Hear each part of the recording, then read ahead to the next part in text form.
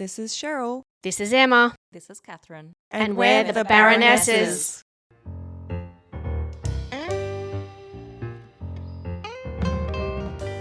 This podcast is being recorded from various locations in and around Meanjin.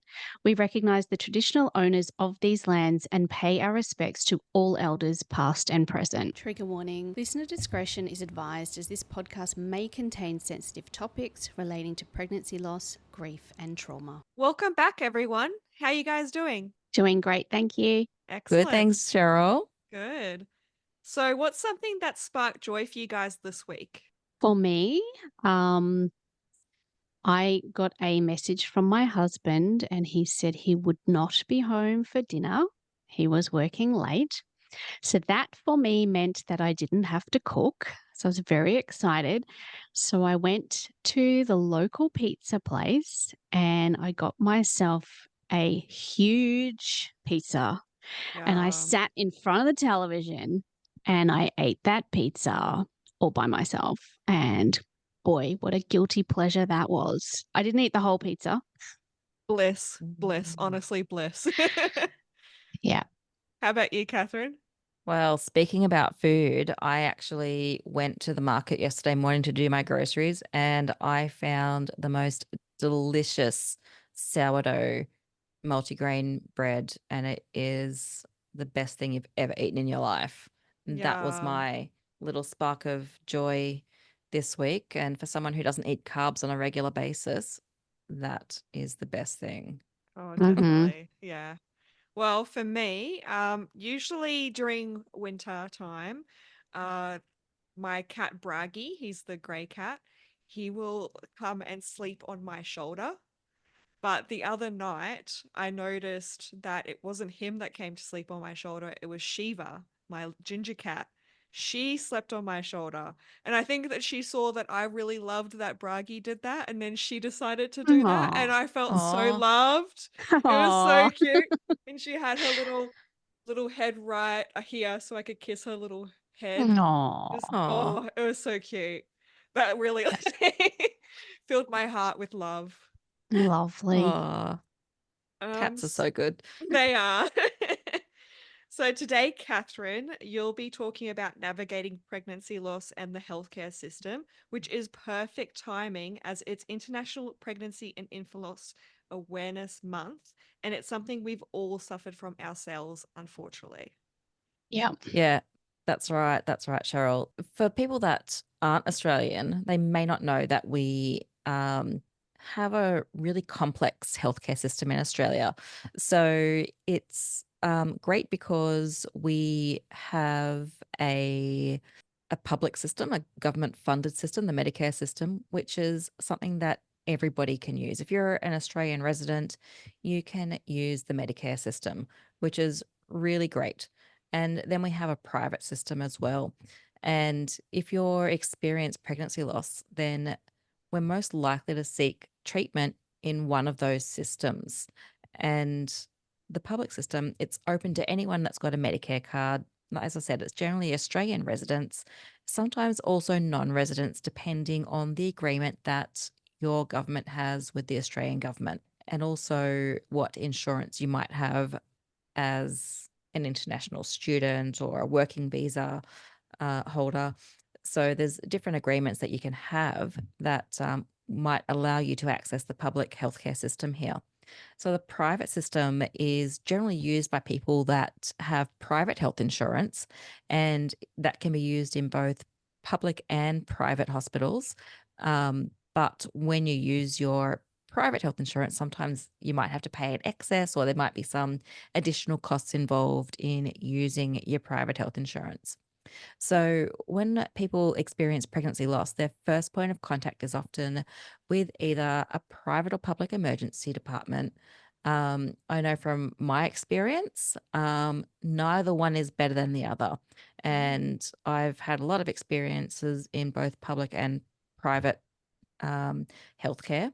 It just really was determined on what was the easiest to access at that particular point in time. So, where I was living or which hospital I was closest to and how quickly I needed to get there and how quickly I needed to be seen by somebody.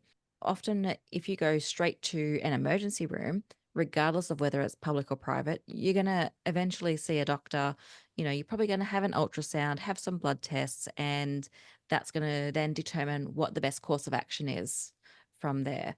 So in some cases, it might be that you're referred on to another specialist, or you're transferred up to a ward or back to other doctors for various types of surgery or other treatments, or maybe you're just sent home for monitoring with your usual specialist or your GP, or at worst, like I've had in one of my experiences, which was just to be told, go home and get on with your life. Sometimes your first point of contact might be with your local GP, and we all know that with changes with GPs over the recent couple of years, we know that a lot of GPs no longer bulk bill.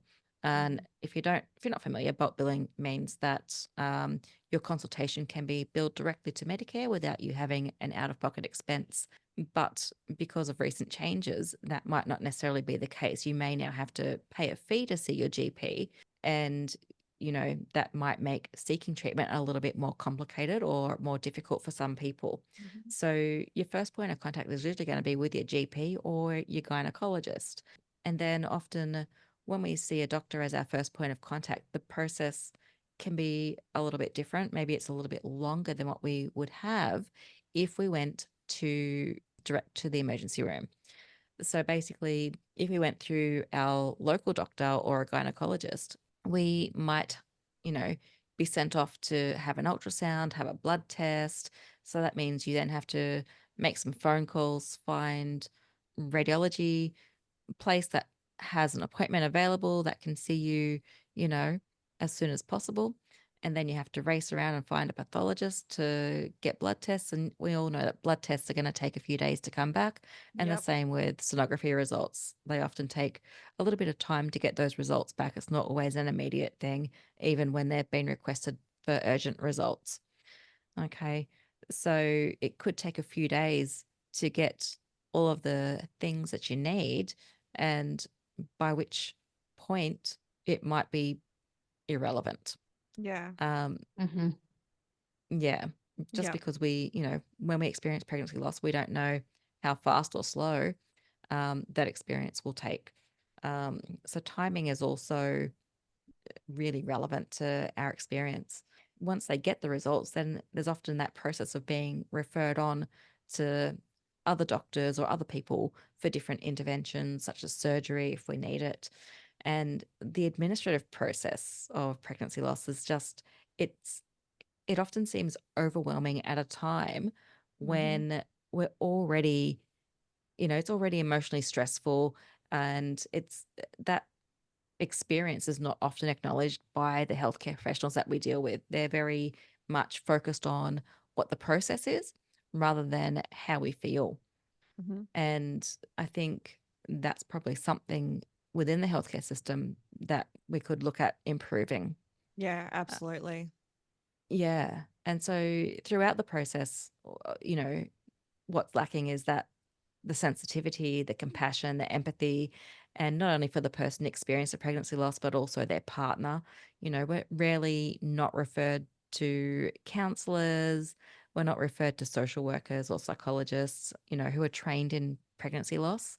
And definitely there's no holistic care as Mm. far as pregnancy loss goes. It's very much focused just on medicalization.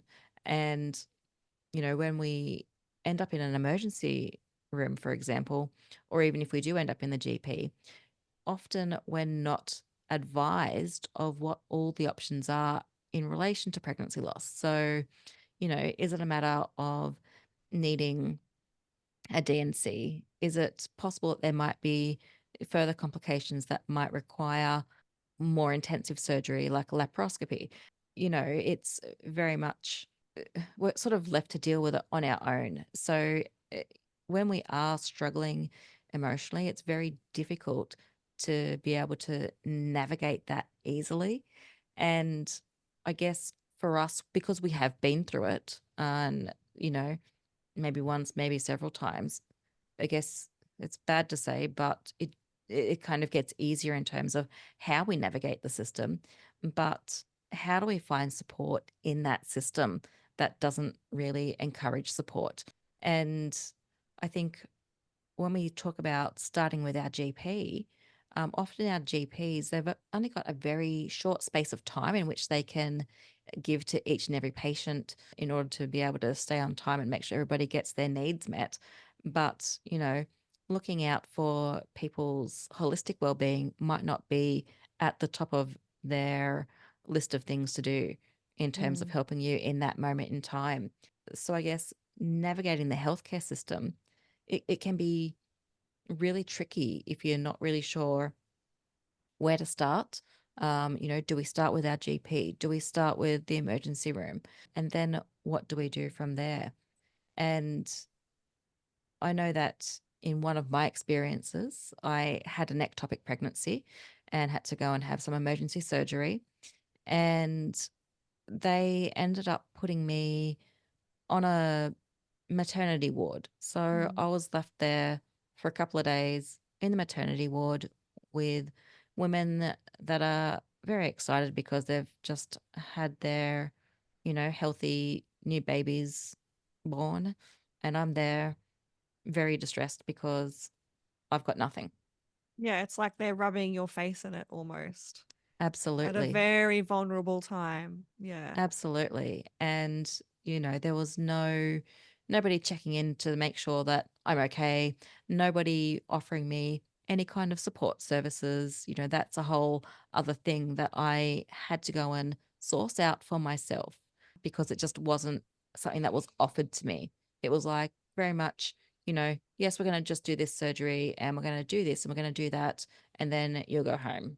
Hmm. And that's the end of that.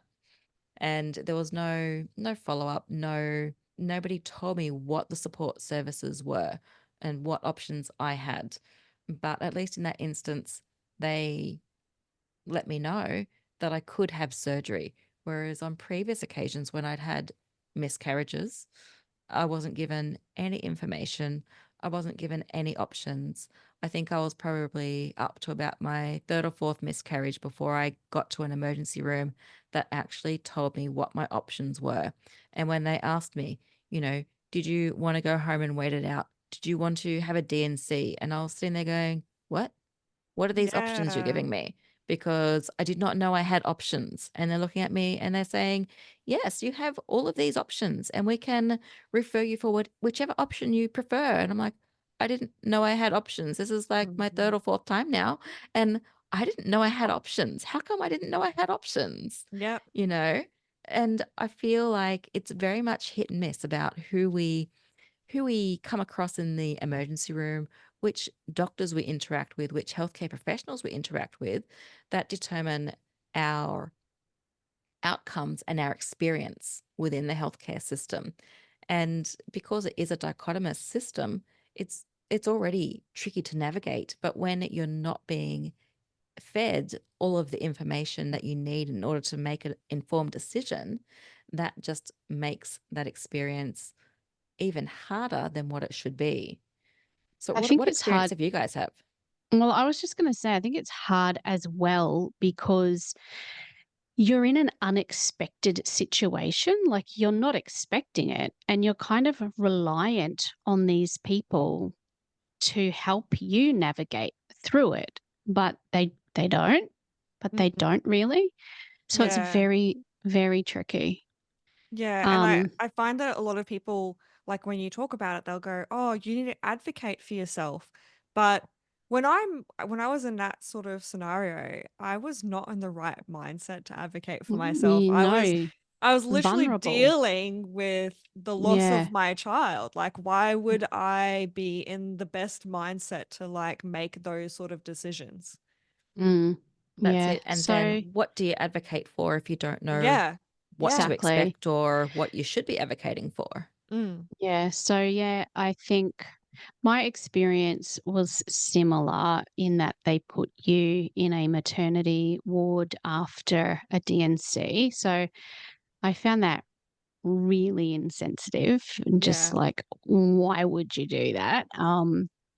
I think they do it because it's convenient for the doctors. Mm. Mm-hmm.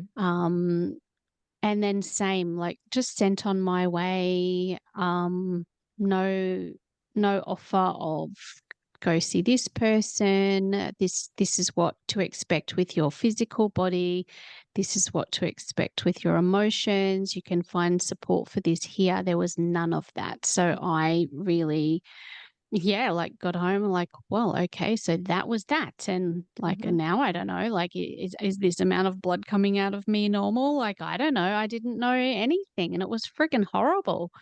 Yep. Mm-hmm. So, yeah, but Yeah, I you mean, know, they told me, oh, like after my ectopic, like the surgery removal of the fallopian tube in the pregnancy, they basically said, oh, someone will be by to give you some resources and stuff to tell you who to look for and who to talk to and blah blah blah.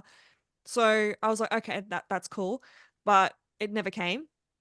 I was just mm, like waiting, waiting, and then they told me, "Oh, you're all right to go now." Nothing came, and then I think I even asked them, "Oh, they told me that they were gonna give me something," and she's like, "Oh no, there's nothing here, to give you. So yeah, like you can just go home." So mm, it's just like, Mm. what? yeah, So I don't really. I think that also a big thing that I think that's going on is that the medical system is just too much under pressure. There's not enough resources, not enough funding, and they're expecting the staff to, move heaven and earth when they're human beings and they don't have the capacity to always do that, especially if they're working really long hours and they don't have enough resources or enough time to see everyone and give them the full care that they need. Yeah, yeah, absolutely. I know that I've written a few letters to various hospitals just to outline my experience and how they could improve that experience for people who do experience pregnancy loss. Mm. Because, when I had to stay overnight on a maternity ward instead of a general gyno ward, I found that very confronting and really quite difficult. And, you know, one hospital actually wrote back to me and advised me that the reason that they did that was because that was that particular doctor's preferred choice, and that they don't generally put um, people who experience pregnancy loss in the general gyno ward because it's not general gyno, but it's also not maternity. So they don't know what to do with mm, them, I think was the outcome at Mm. the end of that one, um, which makes it really difficult because it kind of makes you feel as if you're in a gray area, but it also feels very disempowering, and it Yeah. feels as though your experience is not valued because you don't have anything to show for your experience. Mm. yeah, Yeah, and it's like it's up to the discretion of the doctor, which I don't think that's right. They should be thinking about what the best care is for that patient. Yeah, yeah, absolutely. Absolutely. And I feel like there should be a better system in place that provides like some sort of follow up care, as well as, Yes.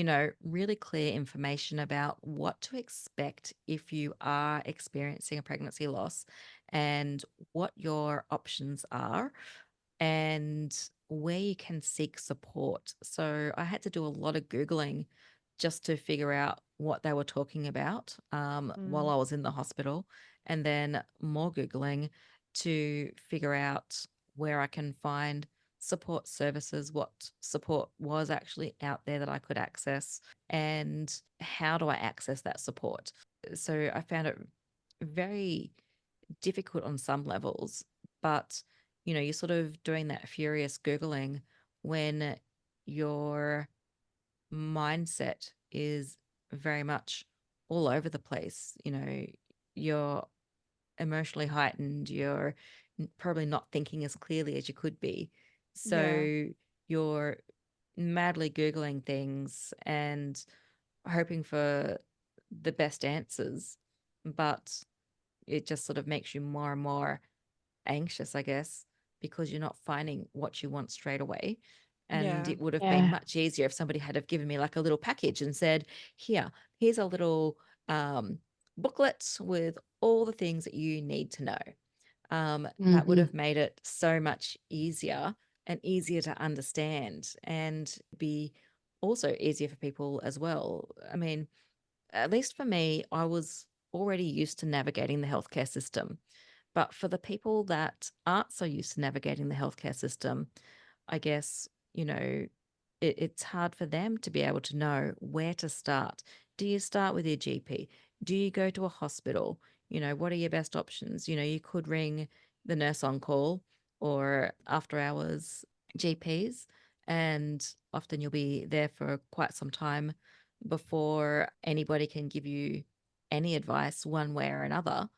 But and then you have differing opinions too when you go and see a doctor, Yeah. because, if you first notice some spotting or whatever, some doctors say, oh, yeah, that's completely normal because that's an implantation bleed.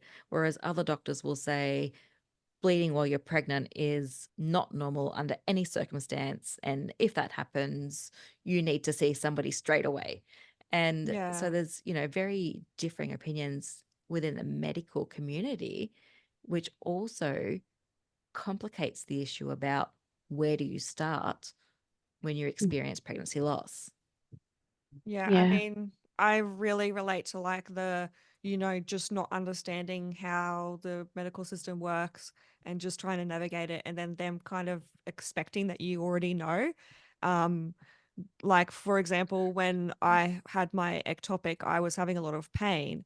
And so I actually contacted 13Health, which they tell you to do in Queensland. If you have a question, like a nurse will answer and speak to you and find out what your symptoms are and tell you if you should go to the doctor or not. And they were particularly doing campaigns around this during COVID, which is when my ectopic happened, because they didn't want people to be flooding the medical system if they didn't have like a big issue, right?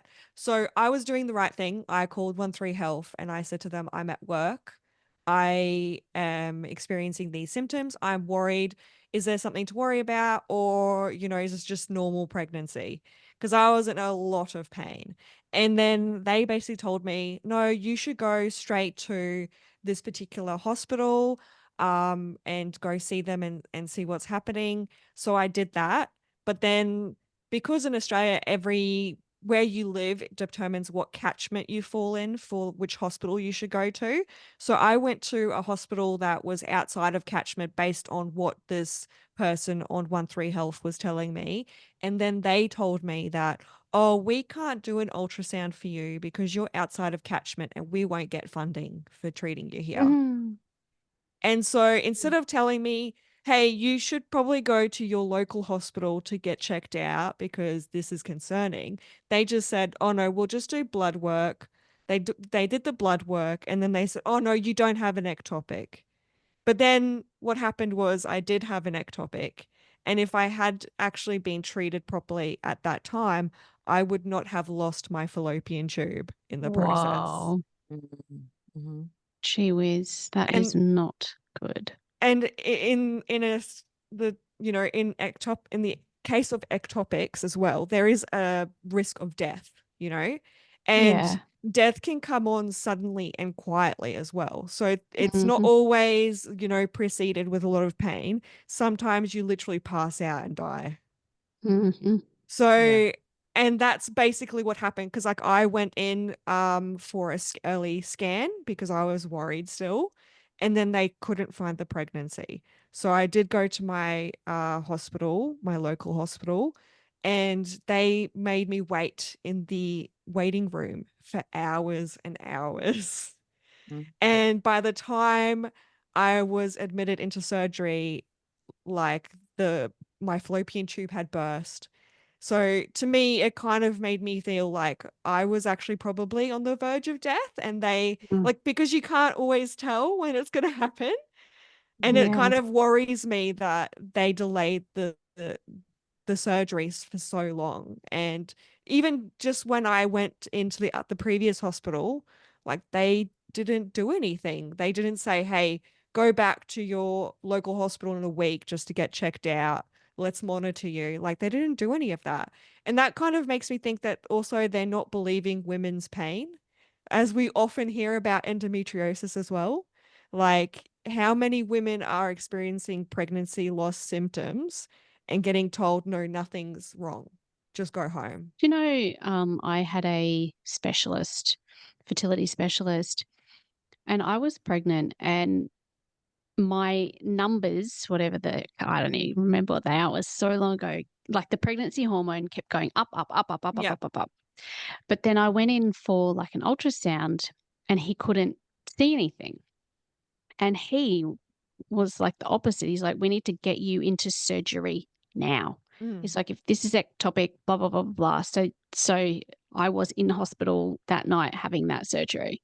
mm, It was not ectopic in my case. It was just, not a viable pregnancy. So, yeah, weird. But mm. yeah, your experience is very different based on who you see, where you go, Yeah. what they know.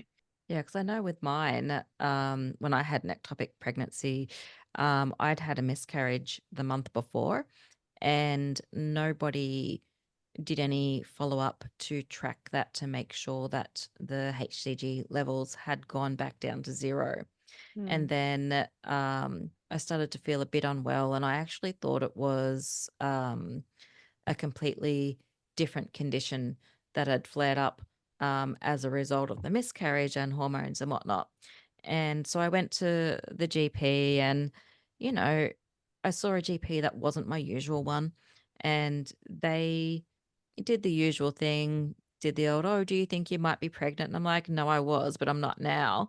But that was last month. mm, And she said, oh, okay, well, here, can you just go and give me a sample? So I went and did that. She did all the tests and everything and went, oh, yeah, well, you are still coming up as pregnant. And then she's like, I'll just have a lie down on that table over there and we'll just have a bit of feel around.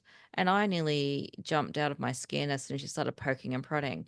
And she's like, oh, okay, well, yeah, there could be something going on there, but go and have an ultrasound and we'll talk about it when the results come back. And I thought, oh, okay, well, that's interesting.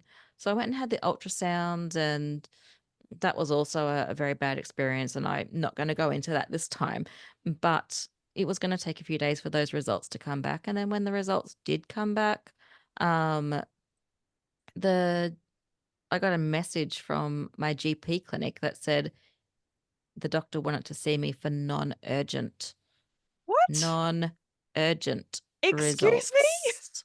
Whoa. Non-urgent. So then I called and I made an appointment straight away, and a different doctor saw me. And that doctor went, you need to go to hospital right now. And I thought, Yeah. Whoa. oh, I thought this was non-urgent. Gee whiz. Non-urgent. And so I ended up going to an emergency room, and a specialist came down and saw me, and she's like, oh yeah, it does look like an ectopic pregnancy. Usually we'd do emergency surgery, but there's talk about going into lockdown, so The hell? let's just hold off for a few days and see how you get on. Oh, let's And What? just wait until you pass away from this and then we'll see what we can do. What? Like, what are you talking about? that's it. That's exactly it. And then this kind of went on. We sort of had this back and forth for a few days. She kept me in hospital for like a whole weekend and then sent me home with nothing and no pain relief or anything. Just, you'll be fine. So I just went back to work like a normal person. And No way. then, yes. And then Wow. I put in a few phone calls and I just said, hey, look, it's still something's still not quite right. And she's like, oh yeah, but we're about to go into lockdown, and I think maybe we should just wait and see if it resolves itself. It's like, And are you monitoring your patient? Like, what are you doing to know that it's resolving itself? Like, what are you doing? exactly, so there was nothing actually going on. And then in the end she went, oh yeah, I guess maybe we should do some surgery. And I said, oh, you think? And Yeah, so What? what the hell? yeah, yeah, so that happened the day before lockdown. And my husband was away. I My parents lived interstate, so they had been visiting, but I had to send them home because of border closures. And, I managed to get a neighbor to come and pick me up and take me home after the surgery because I had no one else to help me get home. And it was just a really complicated situation. But again, no support services, No. no information, nothing. Mm. And then just being told over the course of a week, almost 2 weeks, you know, that it wasn't really urgent. But then when they got in there, they were like, oh my gosh, that's really bad. And while we're Yeah. here, we'll Mm, just remove this, this, and this while we're here. mm. So, it wasn't as straightforward as what eh, I guess people expected.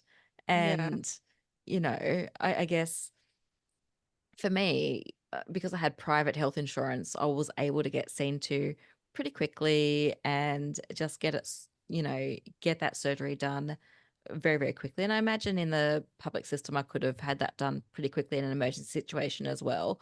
But if they had have kept putting me off and putting me off and putting me off, like they even did in the private system, what would the outcome have been? Like I imagine it would Mm, have been a very different outcome than the yeah. one that I had. And it may not have had, well, I'm going to say happy ending because I'm still Yeah. here and having this conversation, Mm-hmm. but it may not have been the same outcome had I been dismissed in a different setting. Yeah. And, I think that's a really big risk um, when we do have a dichotomous healthcare system, but also it makes me wonder what sort of care are people getting, you know, when they go to various hospitals. Are we getting the same quality of care? Are we getting the Yeah. same, are people getting the same resources? Are they Mm. getting the same access to things? And from what I'm hearing and from what I've experienced is that it's different every time you rock up to Yeah. a healthcare setting. Yeah. And we're not all getting the same information. We're not getting the resources that we need. And, like I had to seek out my own therapist. I looked into alternative therapists and whatnot. And, you know, it was really very difficult to get what I needed because nobody was giving me the information. Yeah. And I think that you hear a lot about how different hospitals are better and worse. And it makes me think that are they just not providing enough funding to certain hospitals, but then providing lots of funding for others? And then what does that say? Like, do those citizens in that area not matter as much as the other citizens? And it's usually the areas where it's more affluent that they have a better hospital. And Mm-mm. that to me it's quite it's kind of disgusting, really. Like, what are you saying about the people in the less affluent areas, that they're not entitled to good healthcare? Like, it Mm. doesn't make sense to me. Well, that's it. And then when you broaden that out a little bit, not only, if you're not living in an affluent suburb or an affluent area, Mm. and you may not be getting the healthcare that you need, but then what happens too when you have people from, diverse cultural backgrounds or, a whole bunch of other, for different reasons that you might not get the same level of care that you deserve. And it may be, something as simple as a cultural difference or, language barrier that might be preventing you from getting the level of care that you deserve. And, as women, we're getting dismissed anyway. But when you Mm. don't have the capacity to advocate for yourself, how are you getting the level of care that you deserve? Yeah. Yeah, I Mm, mean, I think they expect us to advocate for ourselves too much in those kind of scenarios. Hmm. Like, you're in a vulnerable, like, emotional, mental state. Like, you're not going to be able to advocate for yourself as if you are in another scenario. Yeah, absolutely. Yeah, it's really very difficult to advocate for yourself, and especially in that situation. And, you could say, well, maybe your partner needs to advocate for you. But if your partner's not familiar with the healthcare system Yeah. either, then that doesn't make it any easier. And it's a And struggle for them as well. Like, it still affects them emotionally. Um, yeah, it's like it's not an easy, oh, like, just advocate for yourself. I think that they need to be working towards making the care that everyone receives more uniform and yeah, just better in general, no matter where you go. Yeah, absolutely. Much more of a standardized process, I guess. Mm. And the other thing too is if we do start with our local general practice, then not only does that need to be standardized, but it needs to be expedited as Mm. well, so that we're getting treatment quickly, not Yep. waiting 2 weeks for an appointment or whatever. Absolutely. I did email the Queensland Health Minister about my experiences, kind of just saying, you know, this is what happened to me, and I don't think it's right, and you need to do something about it. Mm-hmm. And they did come back with a few things that they're saying that they're planning or are doing. So one of the things that she came back with was a new investment of nearly $250 million over the next 5 years has been committed to implement the strategies, new initiatives that are outlined in the investment plan. New initiatives include increasing therapeutic counseling support for women, including support for miscarriage, stillbirth, and neonatal death. This will complement the non-directive pregnancy support counseling services provided by Medicare to a person who is currently pregnant or has been pregnant in the preceding 12 months. The strategy builds on existing initiatives and work underway across government to support the provision of quality health services. The Queensland Health Clinical Guidelines for Early Pregnancy Loss and Stillbirth Care are based on the best available evidence and supports clinicians caring for women and families who experience a stillbirth or perinatal loss. The guidelines are used in public hospitals across the state and are closely aligned with similar guidelines used at the Mater Mothers Hospital. Both guidelines include recommendations for providing care in a variety of circumstances in relation to early pregnancy loss. Is intended that whenever possible, care for women who have experienced early pregnancy loss is provided in a setting separate or away from women with uncomplicated pregnancies or healthy babies.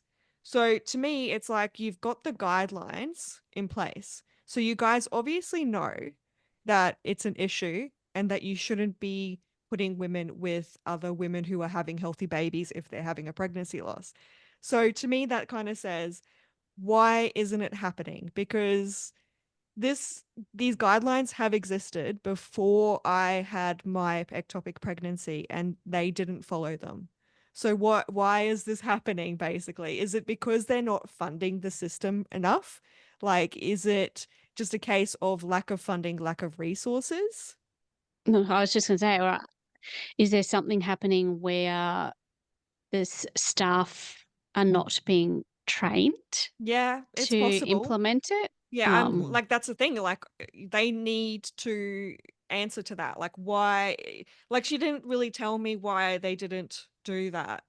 but She just she's kind of also said, spoken there as well about counselling and support yeah, services. But again, none of us experienced that. no, no. No, no. And And yeah, go on. yeah, I was going to say, I do wonder how much of it is that because we're experiencing pregnancy loss, we are less valued in society than somebody who has had a healthy pregnancy and a happy outcome. Yep, pretty much. Like I think it's yeah, it's just like they're just not putting any effort in really. Like that's what it feels like.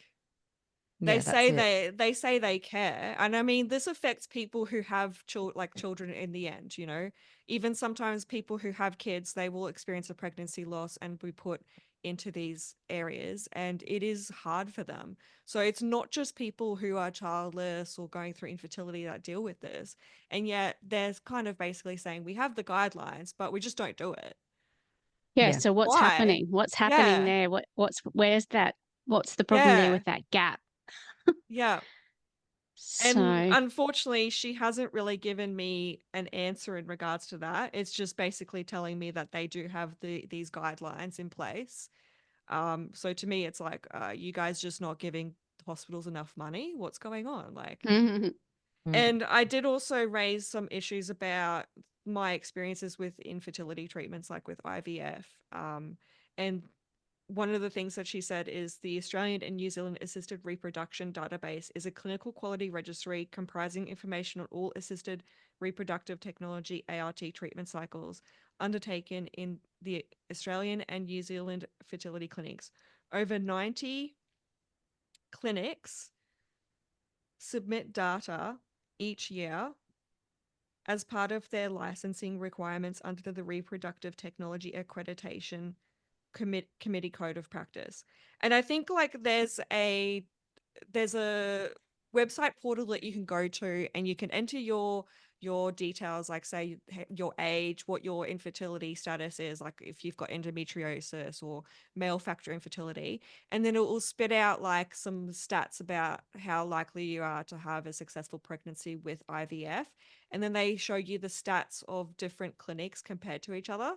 But I noticed that the first clinic that I went to did not release their stats to that website portal. And so they say, oh, like we make them release the stats and stuff, but like, are they just seeing the stats behind closed doors, but we don't get to access that? It doesn't make sense to me. Like, why are you hiding it? So that's kind of interesting that she said that. But then she also said Queensland's Health Ombudsman is also investigating the health services provided by AIT providers in Queensland. The outcomes of this investigation will inform the current work being done to introduce a bill to regulate ART services. The bill would provide a state-based framework to oversee ART providers, providing a greater protections for Queenslanders. Well, it So seems like a very interesting response to the issues that yeah, you've raised, Cheryl. yeah, But that doesn't really explain why those recommendations aren't well implemented within the healthcare yeah, system. yeah, yeah, Yeah, yeah.